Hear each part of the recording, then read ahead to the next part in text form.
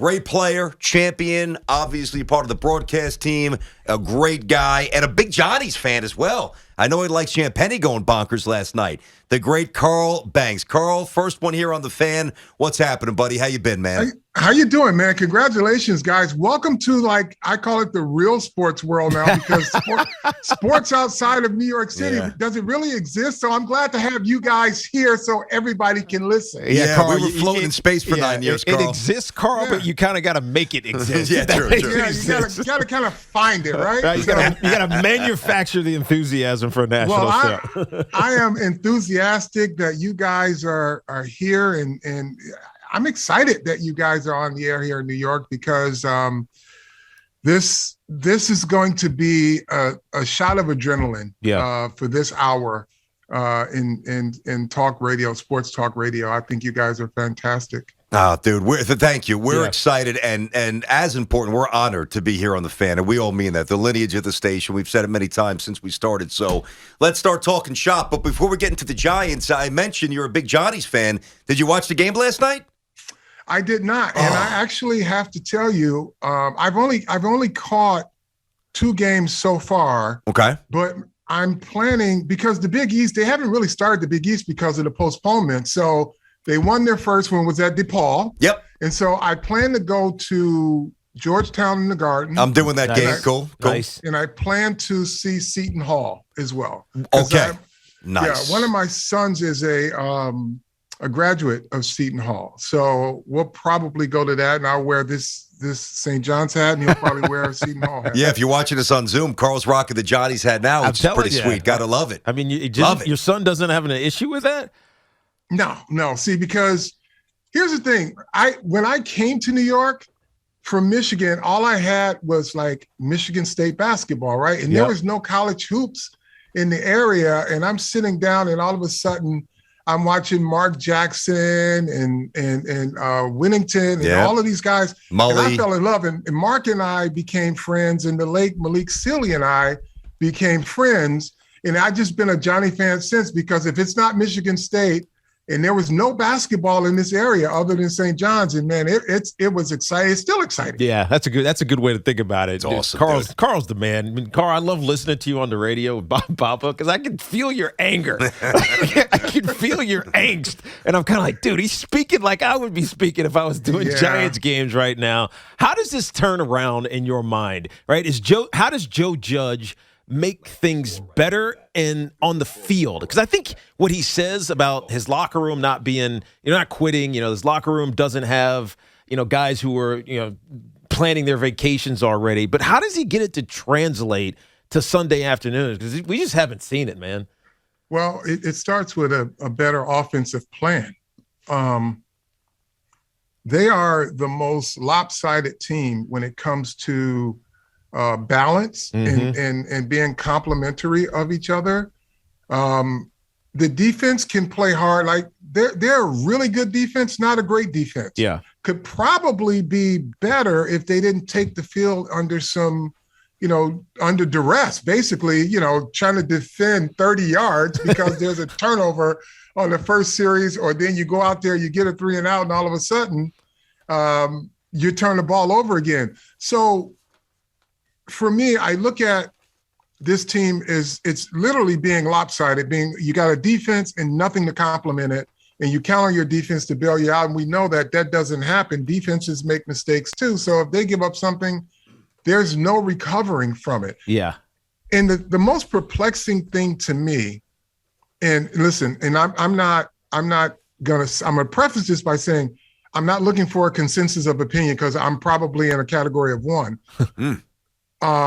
But I believe Joe Judge is the right coach for this team, with the caveat of he's got to make changes. Yeah, with his staff, right? Right. Because and I say this because I was with Bill Belichick at this stage of his career in Cleveland, right? And all of a sudden things got turned around pretty quick. The following year we had a great playoff run, but he's got to convince a lot of people that he's open to changing this offense. This offense hasn't even entered the 2000s. That's right. No, I mean literally. No, you're right. You're right. I mean, I like Jason Garrett a lot. How hard? He was a teammate, but he was doing things that we were doing back when I was playing. Right. And so the thing is, Tiki, people say, well, it wasn't Jason Garrett. You can see because the offense is still. This is just a continuation of worse. It just got worse-er. Yeah. Because it's like they were bad across every category last year. Yeah. And then once they fired him, they just make it look worse being bad across every category. So they've got to enter the modern NFL with this team. How does he do that? He's got to exercise more oversight over his play caller or the play callers on offense. Because if you go into Chicago and you have an empty formation against an offensive line that is inconsistent at best, and a quarterback who just can't make great decisions, why would you allow that to be the first play of the game? Yeah, you're right. You know what's going to happen. You know exactly what's going to happen when there's nobody in the backfield. The protection is man to man, and they could bring an extra guy. Which they did. Sack fumble. That's exactly what's going to happen. And it's exactly what transpired. Let me ask you something, Carl, because go ahead. You mentioned being with Belichick in Cleveland, and, it was ugly, right? But then it turned. Yeah. It got better. What changes went on? Was it like were there firings? Were there staff? Because I look at Joe Judge's staff. And I don't know those guys. I don't know anybody on the Giants staff right now, the assistant coaches. But I can look at their resumes and say, "Hey, you've never coached in the NFL. Like, how do you know what to tell these guys? Like, how much of that needs to happen? And will Joe Judge do it? That's the bigger question: will he do it? He has to. There's no doubt about it. I mean, he owes himself. That he owes these fans, number one, and the team.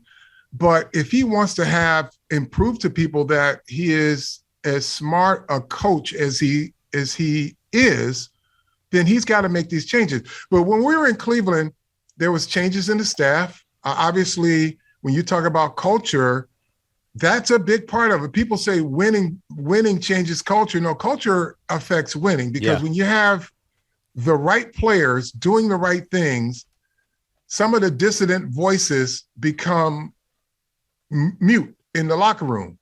So it was a combination of that, but we had the right attitude and we played hard for him. And we knew that with the right coaching, it could get done. But with Joe, he has to do that. He has no option. And when you talk about, you got a lot of college coaches on the staff, right? And I was talking to a personnel guy and he says, Carl, sometimes it's not even the college coach's fault because they don't know how to coach. They've been coaching in these systems for so long, and they've been coaching one system in college, which doesn't really require much if you're just coaching a system. Yep. And so, like, these guys come in, they can relate to the young players, but they're not teaching. And that's what you need. And you could tell, and both of you guys know this, if you look at a team and you look at the positions that's doing really well, no matter what the transition, what the injury status is, they seem to show up every week. Those are normally the positions that are being coached pretty good. That's true. Yeah, like Jerome Henderson, who coaches the DBs. They've had a couple of good weeks the last few weeks. It's been a revolving door. Yes. Like if you look at their film, they're asking the same guys who haven't played a down to do exactly what the starters do. Yeah. They're not simplifying anything. So when you look across this roster, the positions that are playing well, you can probably look at how they're being coached. And that's something he's got to look at. Okay, so we're talking to Carl Banks. It's the Carl Banks Report here on the Fan. Tiki and Tierney, two-time Super Bowl champ, Giant great, obviously, and Johnny's lover as well. But here's the thing, Carl, because Tiki and I have been talking about this. So yesterday was a big theme of the show about, I think it was like 4 or 5 coaches, no NFL experience. I hear you loud and clear. You're absolutely right. And by the way, you're not a voice of one. Tiki and I are both, I wouldn't say we're screaming from the top of the mountain, bring back Joe, but we are proponents of giving him a third year based on COVID, based on the roster, blah, blah, blah. But when you say that he's got to make changes, will ownership make sure that he does? Like, is his return contingent upon changes? His success as a coach, his future depends on these changes anywhere in the NFL, because if you walk around and try to interview for another job and they ask you, why didn't you make changes? You're not getting hired. But I guess the silver lining in all of this outrage is that it ripped the Band-Aid off of a lot of things, not only on the field, but behind the scenes. We're starting to hear a lot of different things. That's right. And so this owner doesn't want, or these owners, they don't want to be looked at as inept. So they're going to insist on some type of change. It cannot stay the same. And I think as a result of what's happened this year, it's brought to light a lot that they just can't hide behind anymore. Yeah. Carl, let me ask you this. You know, it was before our time, and you were doing your thing elsewhere, obviously, but we all know that the 70s weren't kind to the Giants. Everybody knows that historically, right? And you look at this recent era of football, you know, even the visual of Coughlin walking off the podium, not even looking at Mara, the way Eli was benched in Oakland for Geno Smith, recycling coaches, these ridiculous press conferences. Can you make the case that this is the worst run, all things considered, of Giants football ever? Yeah, I can make the case for that. If you extract, you know, the last Super Bowl to date, it just doesn't look like what Giants football, what fans are accustomed to. So if you were 10 years old at the last Super Bowl, you have basically suffered. You're in your 20s now, and you have suffered because it just hasn't been anything to really get excited about. All you have are your older brothers and your parents to tell you how great the team was back in the day, right? Mm-hmm. Hey, do you know who Tiki Barber? Yeah, I was 10 years old. I was a fan, but or I was one, and now I heard about him. So like those were great years. Tiki, he's the broadcaster on the Fan, right? He does the show with that knucklehead.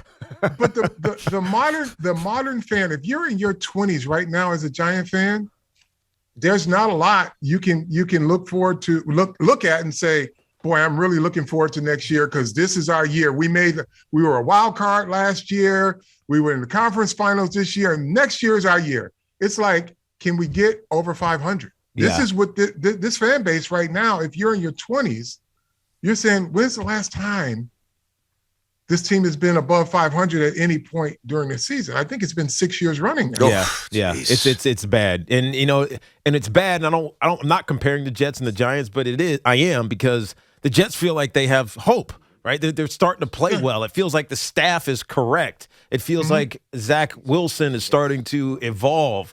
And it's a rare feeling for Giants fans. So I'm asking this really from a Giant fan perspective. Like, how desperate are they? And you know, are they going? Like, I haven't paid attention really to the attendance. You're there, obviously, because you call in the games. What's the fan base there like? It's sparse. I mean, if you want to make the comparison, it's take the Jets of the last 3 years. You know, late in the season when there's nothing to play for, there are going to be people that show up. They're going to show up to boo. They're going to show up and be angry. The seats won't be filled. Yeah, but there are some loyal fans that are just tending out of necessity, but they're angry. Yeah, you know. So it's not the enthusiasm, and that's the other thing too. This stadium has no personality because because the team hasn't given a reason for these fans to really come alive. And you know, you can have the ugliest stadium in the world, Tiki, and you know, if your fan base is in it, that place rocks. That's right. I have yet to see Giant Stadium rock or MetLife Stadium rock because it's been a very, very long time. Yeah, it has been a long time. And by the way, Carl, that's got to be what's driving the Maras and the Tisches like even more batty than, you know, the product on the field, to be honest with you, because that's the business, right? Yes, but they're tied together. Yeah. You know, and then so how do you go sell suites? You got to sell them on a dream that things are going to get better, and you're going to have to give them a discount in doing so. But it's something that has to change. And like I said, I think the silver lining in everything that's bubbling to the surface is that now, if there's something that the owner didn't know, he knows it now, and he can ask questions, but it's clear that the change has to be made from a personnel standpoint all the way down to coaching, and they have to be connected now. Yeah, you got to hit there can't be a disconnect. I'm sorry, Carl, my bad. You got to hit the reset button. It's a complete mess. And we're talking to Carl Banks, wrapping it up. Not a lot of time, but I want to leave you with this, and we'll have time, and we'll have you on the show a lot. Where we can actually get into specific names. I know you follow the college game and who should they draft. And I don't mean player-specific name-wise, but conceptually, Carl, if I say to you with 2 premium picks, based on the relative dearth of talent the Giants have right now, are you more a proponent of taking those 2 picks, trading back, and getting 5 really good players, or try to nail 2 great players? What should they do conceptually with the first-round picks? 2 impact players. They have a lot of draft picks this year. I know. They have a lot. So I wouldn't try to accumulate for later rounds. I would take 2 because they are in need of impact players. Mm-hmm. Yeah. So they need to get 2 impact players, or 2 players, one that has to be impactful right now and the other one got to be right on the cusp. Yeah. And so that's how I look at it. And then you start to backfill. That's right. All right, That's man. right. That's how you do it. Carl, appreciate you.